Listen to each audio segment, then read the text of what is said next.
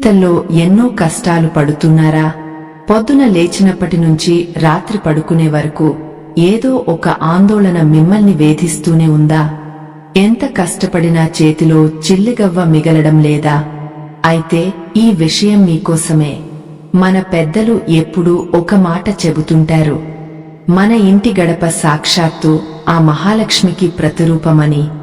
అందుకే గడపను పసుపు కుంకుమలతో ఎంతో భక్తిగా అలంకరిస్తాం. కాని అదే గడప దగ్గర కొన్ని వస్తువులు కనిపిస్తే మన అదృష్టం ఎలా మారుతుందో ఎవరికీ తెలియదు. ఎన్నో ఏళ్లుగా మీరు పడుతున్న బాధలకు ఇక ముగింపు పలకాల్సిన సమయం ఆసన్నమైంది. అప్పుల బాధలు, ఆరోగ్య సమస్యలు, కుటుంబ కలహాలు, ఇలాంటి ఎన్నో కష్టాలకు ఈ ఒక్క వస్తువుతో పరిష్కారం దొరుకుతుందని మన పురాణాలు ఘోషిస్తున్నాయి.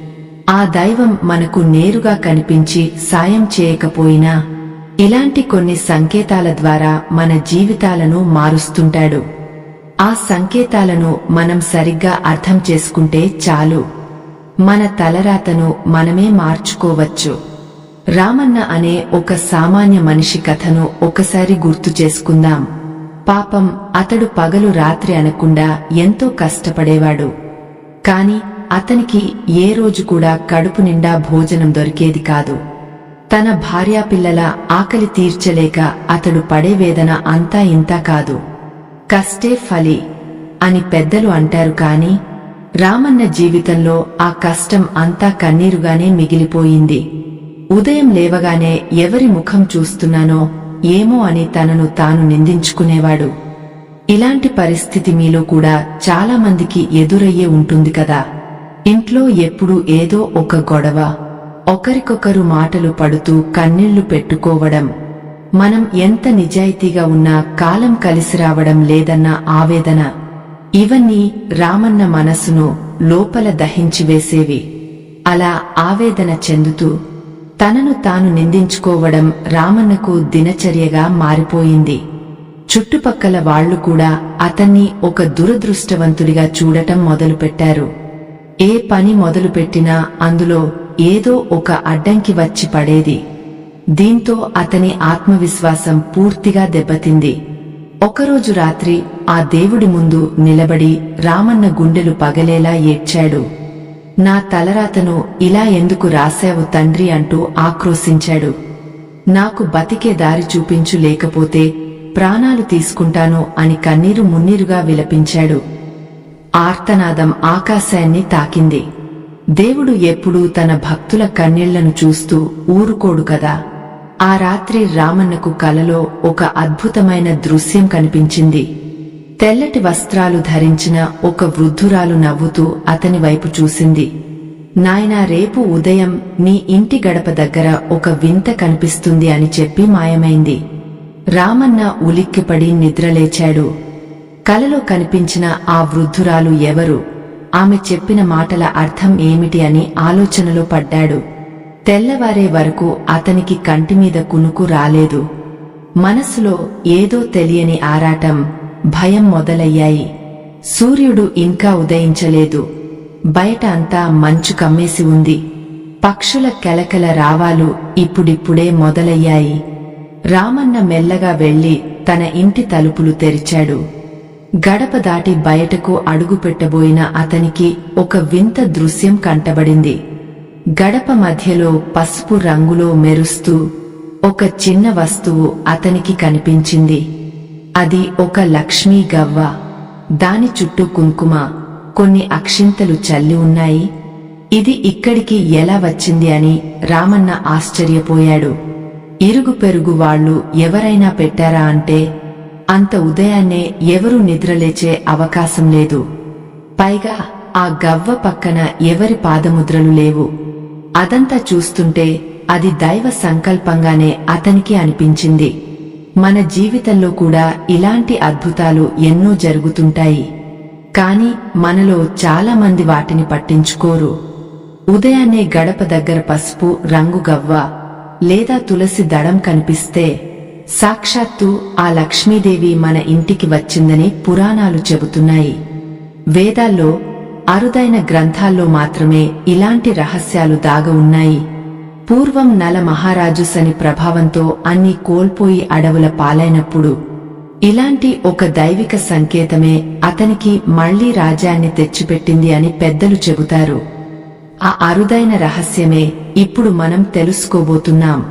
ఆ పసుపు రంగు గవ్వ అనేది కేవలం ఒక సాధారణ వస్తువు కాదు. సముద్ర మథనం సమయంలో సాక్షాత్తు లక్ష్మీదేవితో పాటు ఉద్భవించిన పవిత్రమైన సంపద అని పురాణాలు చెబుతున్నాయి.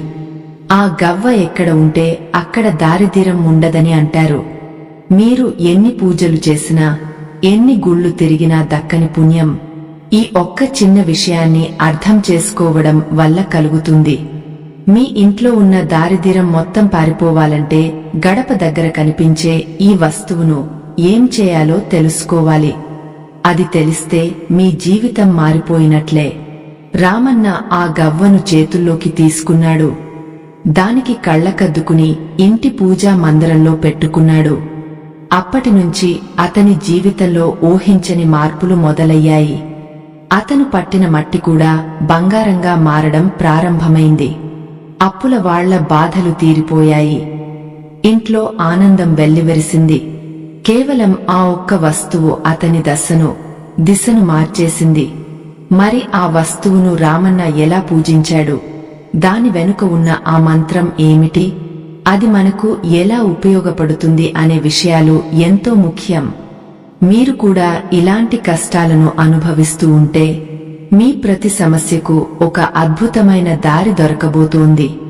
ఈ చిన్న దైవిక సంకేతం మీ కన్నీళ్లను తుడిచేసి మీ ఇంట సిరులవాన కురిపించడం ఖాయం. ఆధ్యాత్మిక రహస్యం మీకు పూర్తిగా అర్థం కావాలన్నా, దైవానుగ్రహం దక్కాలన్నా ఈ వీడియోను ఎక్కడా ఆపకుండా చివరి వరకు చూడండి. పూజా మందిరంలో ఆ పసుపు గవ్వను పెట్టిన రామన్న భక్తితో చేతులు జోడించి కళ్ళు మూసుకున్నాడు. అప్పటి వరకు అతని మనసులో ఉన్న భయాలన్నీ ఎటో గాలిలో కలిసిపోయినట్లు అనిపించింది. ఏదో తెలియని ప్రశాంతత అతన్ని ఆవహించింది. కాని ఆ గవ్వను అలా వదిలేస్తే ప్రయోజనముండదు కదా. దానికి ఒక నిర్దిష్టమైన పద్ధతిలో పూజ చేయాలని పెద్దలు చెబుతుంటారు. మన పురాణాల్లో కూడా దీనికి సంబంధించిన ఒక రహస్యం ఎవరికీ తెలియకుండా ఒక మూల దాగ ఉంది. అదేంటంటే ఆ గవ్వకు ప్రాణప్రతిష్ఠ చేయడం. స్కంద పురాణంలోని ఒక మారుమూల ఘట్టంలో దరిద్ర దేవత పారదోలడానికి ఒక అద్భుతమైన మార్గం చెప్పారు. అప్పుల బాధలతో కూరుకుపోయిన ధర్మదత్తుడు అనే ఒక బ్రాహ్మణుడు సరిగ్గా ఇలాంటి పసుపు గవ్వతోనే తన కష్టాలను జయించాడట. ఆ కథ వింటే మన ఒళ్ళు గగుర్పెడుస్తుంది. ధర్మదత్తుడు ఒకప్పుడు ఎంతో ధనవంతుడు. కాని దానధర్మాలు మితిమీరి చేయడంతో అతడు పూర్తిగా పేదవాడిగా మారిపోయాడు. తినడానికి తిండి లేక, కట్టుకోవడానికి బట్టలేక, భార్యాపిల్లలతో కలిసి ఆకలితో అలమటించేవాడు. అప్పుడు ఒక సిద్ధుడు అతనికి ఈ గవ్వ రహస్యం చెప్పాడు. సరిగ్గా రామన్న కూడా ఆ పద్ధతినే అనుసరించాలని నిర్ణయించుకున్నాడు. వెంటనే పెరట్లోకి వెళ్లి కొద్దిగా ఆవు పేడను తీసుకొచ్చాడు. ఆ పేడతో గడపను శుభ్రంగా అలికి పసుపు కుంకుమలతో అందమైన ముగ్గులు వేశాడు. ఇదంతా ఉదయాన్నే చూస్తున్న అతని భార్యకు ఏమీ అర్థం కాలేదు. ఏవండి, తెల్లవారకుండానే ఈ హడావిడి ఏంటి అని ఆమె అడిగింది. అప్పుడు రామన్న రాత్రి తనకు వచ్చిన కల గురించి, గడప దగ్గర దొరికిన గవ్వ గురించి ఆమెకు వివరంగా చెప్పాడు. అదంతా విన్న ఆమె కళ్లలో కూడా ఏదో తెలియని ఆశ, కాస్త భక్తి చిగురించాయి. మన పెద్దలు ఊరికే అనలేదు, నక్క ఎక్కడ, నాగలోకం ఎక్కడ అని. మన పరిస్థితి కూడా అలాగే ఉండేది. కాని ఈ దైవ సంకేతం చూస్తుంటే అమ్మవారు మన ఇంటికి దారి వెతుక్కుంటూ వస్తున్నట్లు అనిపిస్తోంది అన్నాడు రామన్న. ఇద్దరూ కలిసి ఆ గవ్వకు పూజలు మొదలుపెట్టారు. ఒక చిన్న రాగ పళ్ళెంలో పసుపు రాసి మధ్యలో ఆ గవ్వను ఉంచారు. దాని చుట్టూ ఎర్రటి మందారం పూలను భక్తిగా పేర్చారు. ఆ తర్వాత ఒక ఆవు నెయ్యితో దీపం వెలిగించి అమ్మవారిని మనసారా వేడుకున్నారు. అప్పటికే ఇంట్లో ఒక అద్భుతమైన సువాసన వ్యాపించింది. అది మామూలు అగరుబత్తుల వాసన కాదు సుమా, ఏదో తెలియని వర్ణించడానికి వీలుకాని పవిత్రమైన సుగంధం. రామన్న దంపతులకు ఒళ్ళు పులకరించిపోయింది. సాక్షాత్తు ఆ దేవత వాళ్ల పక్కనే నిలబడి వాళ్ల పూజను స్వీకరిస్తున్నట్లు వాళ్లకు అనిపించింది. ఎన్ని పూజలు చేసినా ఫలితం రావడం లేదని బాధపడేవారు. రామన్న చేసిన ఈ చిన్న పనిని గమనించాలి. భక్తి అనేది ఆడంబరాల్లో ఉండదు, మనసులో పడే ఆర్తిలో, కన్నిటి చుక్కలో ఉంటుందని ఈ సంఘటన మనకు స్పష్టంగా చెబుతోంది కదా. పూజ పూర్తయిన తర్వాత రామన్న ఆ గవ్వను ఒక ఎర్రటి వస్త్రంలో కట్టాడు. దాన్ని తీసుకువెళ్లి తన బీరువాలో డబ్బులు దాచుకునే స్థానంలో భద్రంగా పెట్టాడు. ఆ రోజు నుంచి అతని జీవితంలో ఒక కొత్త అధ్యాయం మొదలైంది. అతను ఏ పని చేసినా అందులో విజయం వరించడం ప్రారంభించింది. ఒకప్పుడు అతన్ని చూసి నవ్వుకున్న వాళ్లే ఇప్పుడు ఆశ్చర్యంతో నోరెళ్లబెట్టారు. రామన్నకు ఇంత అదృష్టం ఎక్కడి నుంచి వచ్చిందని ఊర్లో వాళ్లంతా గుసగుసలాడుకోవడం మొదలుపెట్టారు. కాని వారికి తెలియని విషయం ఏమిటంటే అదృష్టం అనేది ఎక్కడో ఆకాశం నుంచి ఊడిపడదు. మన గడప దగ్గరే మనకోసం ఎదురు చూస్తూ ఉంటుంది. దాన్ని గుర్తించే కన్ను, స్వాగతించే మనసు మనకు ఉండాలని పెద్దలు ఎప్పుడూ చెబుతుంటారు కదా. సరిగ్గా 2 వారాలు గడిచేసరికి రామన్న బాకిలు అన్నీ తీరిపోయాయి. తన పాత పూరి గుడిసె స్థానంలో ఒక అందమైన ఇటుకల ఇల్లు కట్టుకునేంత స్థోమత అతనికి వచ్చింది. ఆ గవ్వ మహిమ గురించి తెలుసుకోవాలని అతని బంధువులు కూడా ఎంతో ఆసక్తి చూపించారు. అయితే ఈ అదృష్టం వెనుక ఒక చిన్న చిక్కు కూడా ఉంది. ఆ గవ్వను ఇంట్లో పెట్టుకున్న తర్వాత కొన్ని నియమాలను ఖచ్చితంగా పాటించి తీరాలి. లేకపోతే వచ్చిన అదృష్టం అంతా వెనక్కి వెళ్లిపోయే ప్రమాదముందని పురాణాలు హెచ్చరిస్తున్నాయి. కొన్ని తప్పులు చేయడం వల్ల ఆ లక్ష్మీదేవి ఆగ్రహానికి గురయ్యే ప్రమాదముంది. అందుకే రామన్న చాలా అప్రమత్తంగా ఉండేవాడు. ఆ ఇంటి గడపను ఎప్పుడూ మురికిగా ఉంచేవాడు కాదు. ఆ నియమాల గురించి మరింత లోతుగా తెలుసుకుంటే మీరు ఆశ్చర్యపోతారు. రామన్న ఆ పసుపు గవ్వను భక్తితో పూజించిన తర్వాత తన ప్రవర్తనలో కూడా ఎన్నో మార్పులు చేసుకున్నాడు. ఉదయాన్నే లేచి ఇల్లు శుభ్రం చేసుకోవడం, గడపను పవిత్రంగా ఉంచుకోవడం అలవాటుగా మార్చుకున్నాడు. ఎందుకంటే లక్ష్మీదేవి ఎక్కడ పరిశుభ్రత ఉంటుందో అక్కడే కొలువై ఉంటుంది కదా. ఇది మనందరికీ తెలిసిన విషయమే. కాని చాలామంది ఇల్లు తుడిచిన వెంటనే ఆ చీపురును గడప దగ్గరే పడేస్తుంటారు. ఇది ఎంత పెద్ద పాపమో తెలుసా? అలా చేస్తే సాక్షాత్తు అమ్మవారిని అవమానించినట్లే అని పెద్దలు చెబుతారు. అందుకే రామన్న ఎప్పుడూ చీపురును ఎవరికీ కనిపించకుండా దాచిపెట్టేవాడు. ఇంటిని ఎంతో పవిత్రమైన గుడిలా భావించి అడుగడుగునా జాగ్రత్త పడేవాడు. మన తెలుగులో ఒక సామెత ఉంది కదా, చేతులు కాలాక ఆకులు పట్టుకున్నట్లు అని. కష్టాలు వచ్చినప్పుడు దేవుడా అని ఏడ్చే బదులు అవి రాకముందే మన ఇంటి నియమాలను సరిదిద్దుకుంటే ఎంతో మంచిది. రామన్న అదే చేశాడు. తన ఇంటి వాతావరణాన్ని ప్రశాంతంగా మార్చేశాడు. ఇంట్లో గట్టిగా అరవడం, గొడవ పడటం పూర్తిగా మానేసి ప్రశాంతతను పెంచాడు. భక్తులారా, మీ ఇంట్లో కూడా ఇలాంటి చిన్న చిన్న పొరపాట్లు జరుగుతున్నాయా? వాటి వల్ల మీరు ఎన్నో కష్టాలు పడుతున్నారని అనిపిస్తోందా? అయితే మీ మనసులోని భారాన్ని కింద కామెంట్స్లో పంచుకోండి. అలాగే ఓం మహాలక్ష్మ్యాయ నమః అని ఒక్కసారి కామెంట్ చేసి అమ్మవారి ఆశీస్సులు పొందండి. మీ కష్టాలన్నీ ఆ మంచులా కరిగిపోయి సిరుల పంట పండుతుంది. గడప విశిష్టత గురించి బ్రహ్మ వైవర్త పురాణంలో ఒక అరుదైన కథ స్పష్టంగా కనిపిస్తుంది. ఒకసారి దేవేంద్రుడు తన సంపదనంతా కోల్పోయి దిక్కుతోచని స్థితిలో ఉన్నప్పుడు దేవగురువు బృహస్పతి అతనికి ఒక అద్భుతమైన మార్గం చెప్పాడు.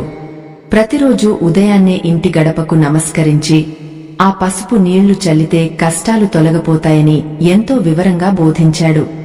దేవేంద్రుడు ఆ మాటలను మనసారా నమ్మి తన రాజభవనం గడపను ప్రతిరోజూ ఎంతో భక్తితో పూజించడం మొదలుపెట్టాడు.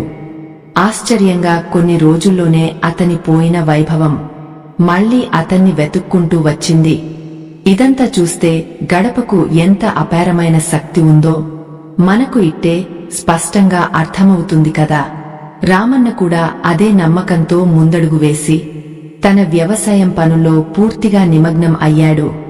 తన పొలంలో పండిన పంటను అమ్ముకోవడానికి పట్నం వెళ్లిన ప్రతిసారి ఆ గవ్వను మనసులో తలుచుకునేవాడు. అంతకు ముందు ఎవరూ కొనని ఆ ధాన్యాన్ని ఇప్పుడు వ్యాపారులు పోటీపడి మరీ ఎక్కువ ధరకు కొనుగోలు చేసి ఆశ్చర్యపరిచారు. ఈ లాభాలన్నీ చూసి రామన్నకు ఇదంతా అమ్మవారి దయ వల్లే అని అర్థమైపోయింది. ఒకసారి ఊళ్ళో పెద్ద గాలివాన వచ్చి అందరి ఇళ్ల కప్పులు లేచిపోయి రోడ్ల మీద పడ్డాయి. చెట్లు విరిగపడి ఊరంతా భయంకరమైన అంధకారంగా మారిపోయింది.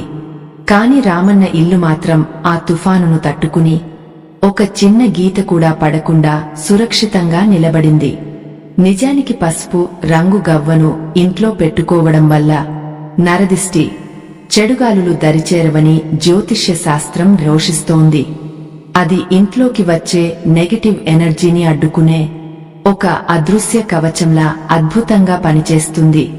అందుకే రామన్న ఇంటి చుట్టూ ఏదో అభయ హస్తం ఉన్నట్లు అక్కడి ప్రజలందరికీ బలంగా అనిపించేది. ఎవరైనా అకస్మాత్తుగా ధనవంతులైతే గర్వం తలకెక్కుతుంది అంటారు, కాని రామన్న మాత్రం తన అదృష్టాన్ని చూసుకుని ఎప్పుడూ గర్వపడలేదు. అహంకారంతో ఏనాడూ ప్రవర్తించలేదు. తన దగ్గర ఉన్న డబ్బుతో తనలా కష్టపడే 10 మందికి సాయం చేసేవాడు. ఎవరికైనా ఆరోగ్యం బాగోలేకపోతే వెంటనే వాళ్లకోసం మందులు కొనిచ్చి ఆదుకునే మంచి మనసు చాటుకున్నాడు. ఎందుకంటే లక్ష్మీదేవి ఎక్కడ దానం ఉంటుందో అక్కడ స్థిరంగా నివాసం ఏర్పరుచుకుంటుందని అతనికి బాగా తెలుసు. మనం ఎంత కష్టపడి సంపాదించినా అందులో కొంత భాగం ఇతరుల కోసం ఖర్చు చేస్తే ఆ పుణ్యం మనల్ని ఎప్పుడూ కాపాడుతుంది. ఇది మన పురాణాలు పదే పదే చెప్పే తిరుగులేని సత్యమని పెద్దలు కూడా అంటుంటారు. అలా దానధర్మాలు చేస్తూ రామన్న ఊళ్ళో అందరికీ పెద్ద దిక్కుగా మారిపోయి ఎంతో పేరు తెచ్చుకున్నాడు. ఒకప్పుడు అతన్ని చూసి హేళనగా నవ్వుకున్న వారే ఇప్పుడు తమ సమస్యల పరిష్కారం కోసం అతని ఇంటి గడప తొక్కసాగారు. ఆ గడప పసుపు కుంకుమలతో కళకళలాడుతూ అందరికీ ఒక ఆశాజ్యోతిగా, దేవాలయంలా అనిపించేది. రోజులు అలా ప్రశాంతంగా గడిచిపోతున్న సమయంలో ఒకరోజు ఉదయాన్నే రామన్న ఇంటికి ఒక వింత సాధువు అనుకోకుండా వచ్చాడు. కాషాయ వస్త్రాలు ధరించి మెడలో రుద్రాక్షలు వేసుకుని ఉన్న ఆ సాధువు ఎవరినీ ఏమీ అడగకుండా నేరుగా రామన్న పూజా మందిరంలోకి అడుగుపెట్టాడు. ఆయన ఎవరన్నది, ఎక్కడి నుంచి వచ్చాడన్నది ఆ ఊళ్ళో ఎవరికీ అర్థం కాలేదు. ఆ సాధువు కళ్లలో ఏదో తెలియని ఒక దివ్యమైన తేజస్సు స్పష్టంగా కనిపిస్తోంది. ఆయన ముఖంలో ఉన్న ప్రశాంతతను చూస్తుంటే సాక్షాత్తు ఆ పరమశివుడే భూమి మీదకు వచ్చాడా అన్నంత అనుమానం అందరికీ కలిగింది.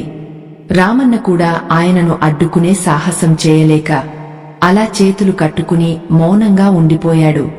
ఆ సాధువు నేరుగా వెళ్లి పూజా మందిరంలో ఉన్న ఆ పసుపు గవ్వను తన 2 చేతుల్లోకి ఎంతో భక్తిగా తీసుకున్నాడు. దాన్ని తదేకంగా చూస్తూ గట్టిగా మంత్రాలు జపించడం మొదలుపెట్టాడు.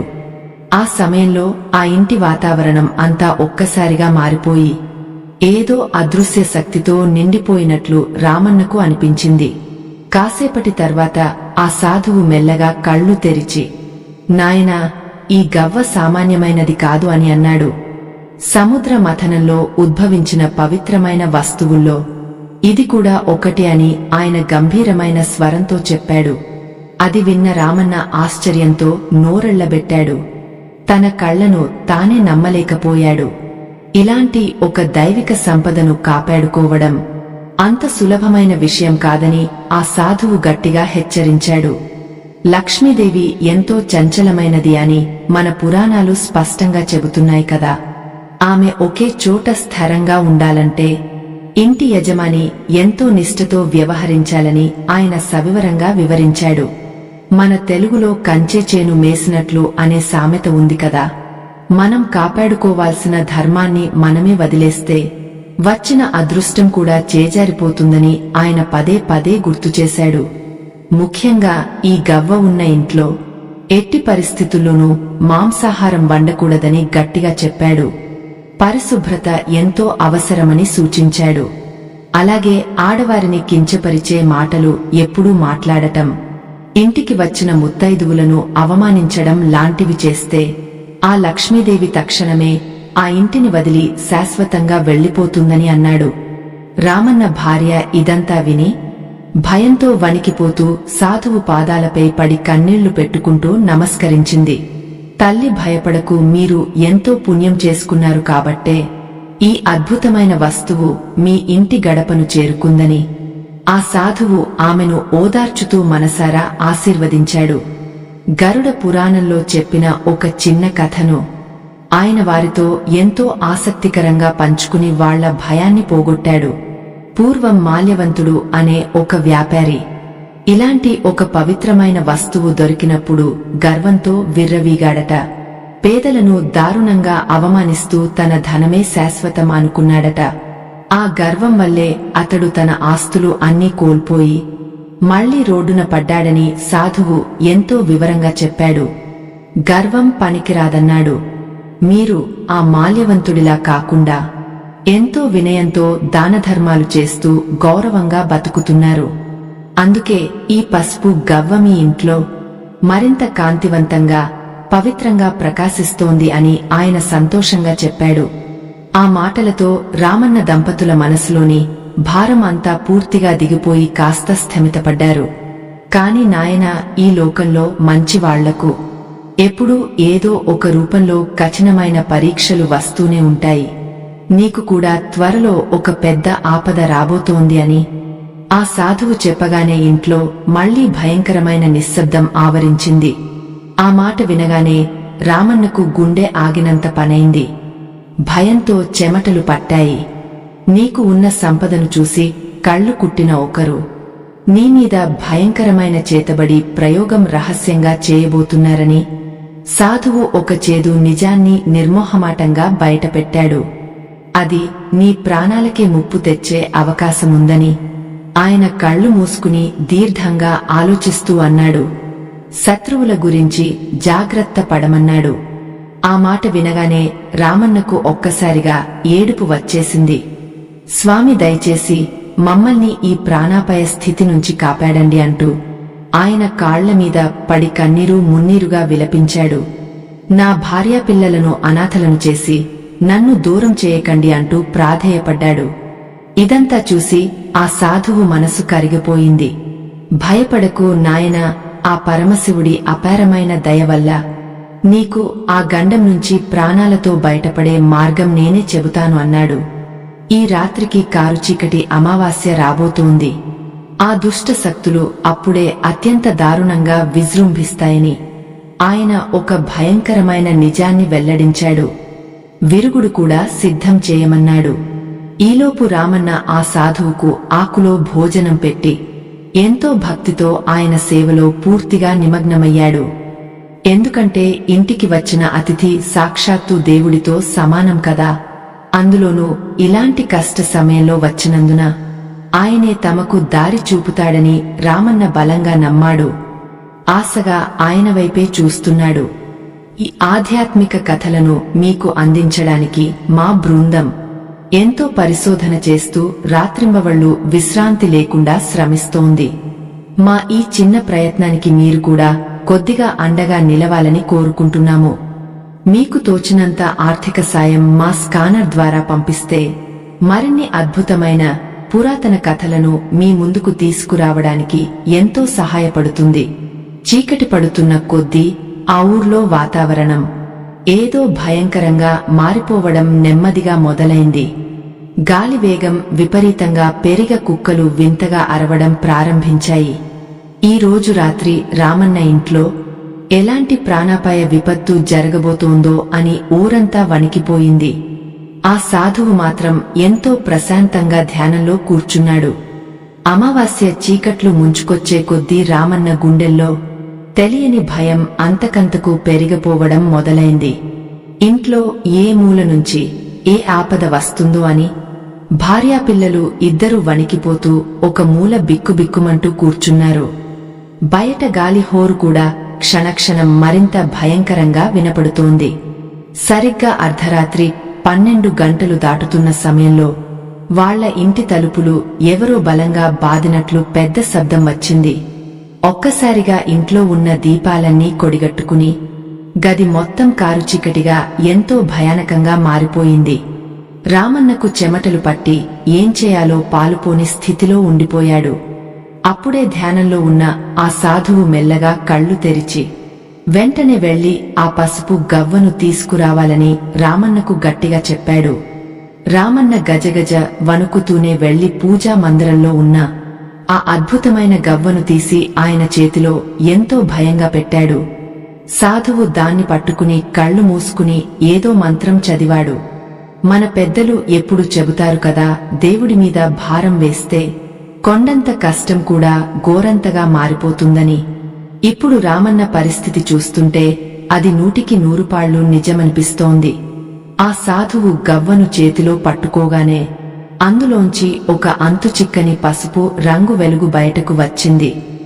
అద్భుతమైన వెలుగు నెమ్మదిగా ఇల్లంతా వ్యాపించి కారు చీకటిని చీల్చుకుంటూ తలుపుల సందుల్లోంచి బయటకు వెళ్లడం మొదలుపెట్టింది.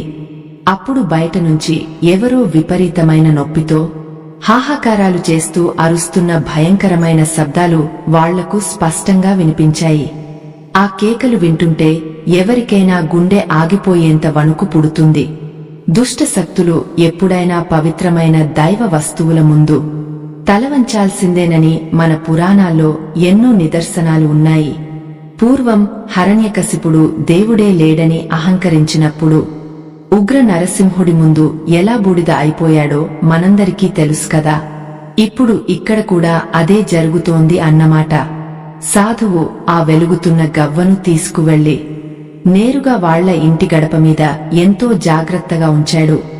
దాని చుట్టూ కొద్దిగా పసుపు కుంకుమ చల్లి ఎర్రటి మందారం పువ్వులతో అలంకరించి మనసారా నమస్కరించాడు. అప్పుడు ఆ గవ్వ నుంచి వస్తున్న కాంతి మరింత అద్భుతంగా కళ్ళు చెదిరేలా ప్రకాశించింది. ఆ కాంతి ధాటికి బయట ఉన్న చెడు శక్తులు అస్సలు తట్టుకోలేక కాలి బూడిదైపోయినట్లు అనిపించింది.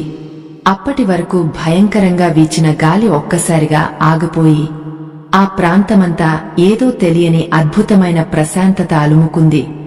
రామన్న దంపతులు బతుకు జీవుడా అని ఊపిరి పీల్చుకుని గట్టిగా దేవుడికి దండం పెట్టుకున్నారు. చూశావా నాయనా, ఈ పసుపు గవ్వ సామాన్యమైనది కాదు. ఇది సాక్షాత్తు అమ్మవారి అభయహస్తమని సాధువు చిరునవ్వు నవ్వుతూ చెప్పాడు.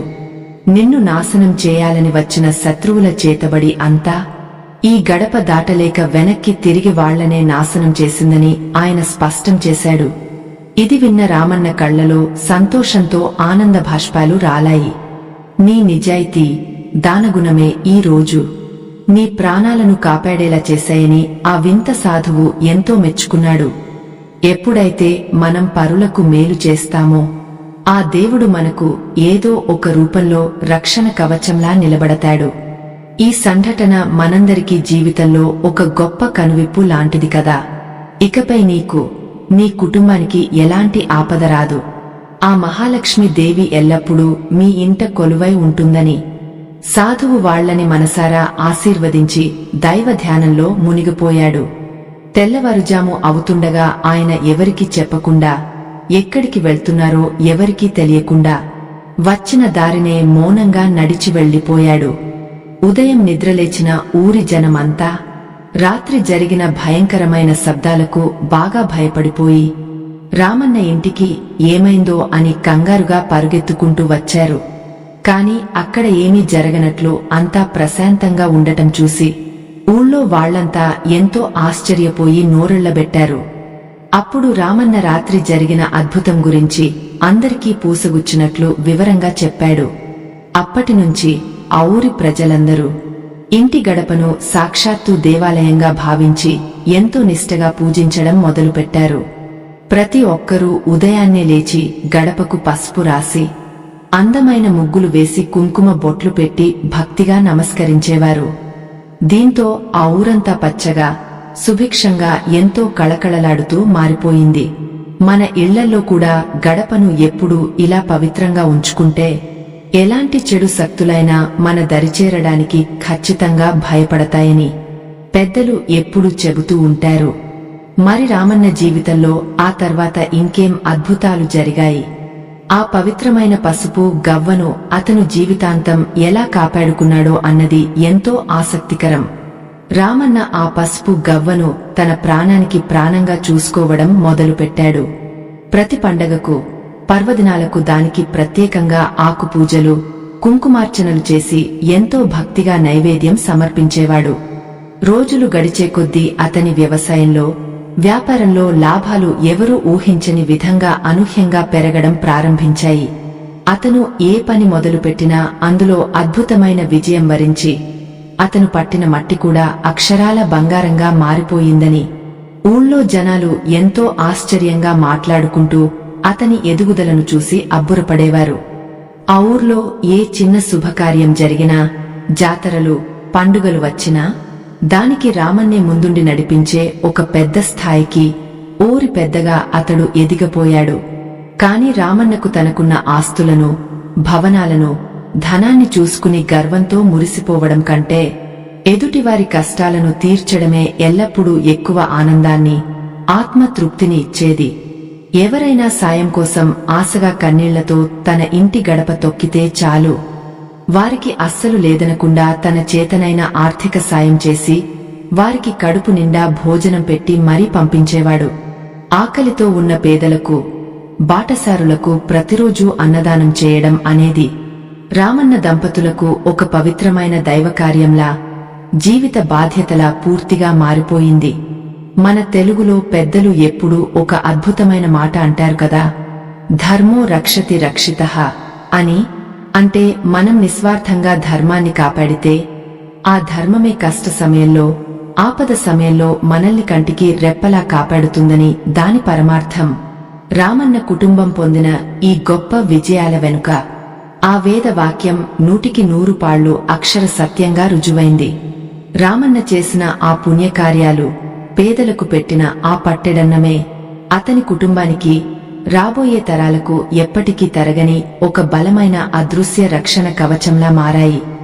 దేవుడు మనకు అనంతమైన సంపదను ఇచ్చేది ఏవో ఇనుప బీరువాల్లో, బ్యాంకుల్లో దాచుకోవడానికి కాదు, నలుగురు అభాగ్యులకు పంచిపెట్టి ఆ శాశ్వతమైన పుణ్యాన్ని మూటగట్టుకోవడానికి అని ఆయన తన గుండెల్లో బలంగా నమ్మేవాడు. ఈ లోతైన ఆధ్యాత్మిక విషయం ఈ భూమి మీద పుట్టిన ప్రతి మనిషి తన జీవితంలో ఖచ్చితంగా అర్థం చేసుకోవాల్సిన ఒక గొప్ప సత్యం.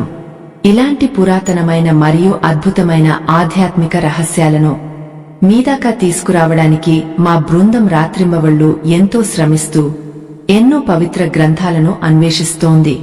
ఈ గొప్ప దైవిక ప్రయాణంలో మీరు కూడా మాతో పాటు చేయి కలిపి నడవాలని మేము మనసారా కోరుకుంటున్నాము. మీకు తోచినంత సాయం మా స్కానర్ ద్వారా అందించి ఈ ధర్మకార్యానికి మాకు అండగా నిలబడండి. మీ చిన్న ప్రోత్సాహమే మాకు భవిష్యత్తులో మరిన్ని విషయాలు వెలికి తీయడానికి మరింత ఉత్సాహాన్ని ఇస్తుంది. ఒకరోజు రాత్రిపూట రామన్న ఎంతో ప్రశాంతంగా నిద్రపోతున్నప్పుడు కలలో మళ్లీ ఆ వింత సాధువు ఎంతో ప్రకాశవంతంగా నవ్వుతూ అతనికి కనిపించాడు.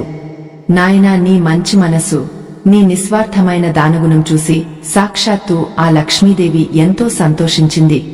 ఈ పసుపు గవ్వ ఇకపై నీ వంశానికి ఒక పెద్ద ఆస్తిగా, ప్రాణరక్షగా మిగిలిపోతుంది అని ఆ సాధువు మనసారా ఆశీర్వదించాడు. ఆ మాటలతో రామన్న మనసు ఆనందంతో ఉప్పొంగపోయి అతని గుండె దేవుడిపై కృతజ్ఞతతో నిండిపోయింది. మనిషి జీవితంలో ఎన్నో ఆటుపోట్లు, ఎవరూ ఊహించని ఎన్నో కష్టాలు వస్తుంటాయి, పోతుంటాయి. ఇవన్నీ సహజమే. కాని ఆ దేవుడి మీద అపారమైన నమ్మకం, అచంచలమైన భక్తి ఉంచితే మాత్రం ఏదో ఒక రూపంలో ఇలాంటి చిన్న దైవిక సంకేతాలు మన దాకా వచ్చి మనల్ని కష్టాల కడలి నుంచి ఖచ్చితంగా ఆదుకుంటాయి. ఉదయాన్నే మన ఇంటి గడప దగ్గర కనిపించే ప్రతి పవిత్రమైన వస్తువు వెనుక, ప్రతి ఆచారం వెనుక ఏదో ఒక గొప్ప దైవిక అర్థం, అమ్మవారి ఆశీర్వాదం దాగి ఉంటుందని ఈ అద్భుతమైన కథ ద్వారా మనకు ఎంతో స్పష్టంగా తెలిసింది కదా. ఆధునిక రోజుల్లో కూడా ఎవరైతే తమ ఇంటి గడపను ఒక పవిత్రమైన దేవాలయంలా ఎంతో నిష్టగా పూజిస్తారో, వాళ్ల మనసులు స్వచ్ఛంగా, ప్రశాంతంగా ఉంచుకుంటారో అక్కడ సాక్షాత్తు ఆ సిరుల తల్లి ఎప్పటికీ పదిలంగా స్థిరంగా కొలువై ఉంటుందని మన పురాణాలు పదే పదే రోషిస్తున్నాయి. కాబట్టి మీరు కూడా ప్రతిరోజు ఉదయాన్నే నిద్రలేచి ఆ గడప లక్ష్మికి మనసారా నమస్కరించడం ఒక మంచి అలవాటుగా నిత్యకృత్యంగా మార్చుకోండి. మీ ఇంట మీ జీవితంలో సిరుల పంట పండటం ముమ్మాటికి ఖాయమని మీరు మనసారా నమ్మండి. ఆధ్యాత్మిక ప్రయాణం ఇక్కడితో ముగిసిపోయింది. స్వస్తి.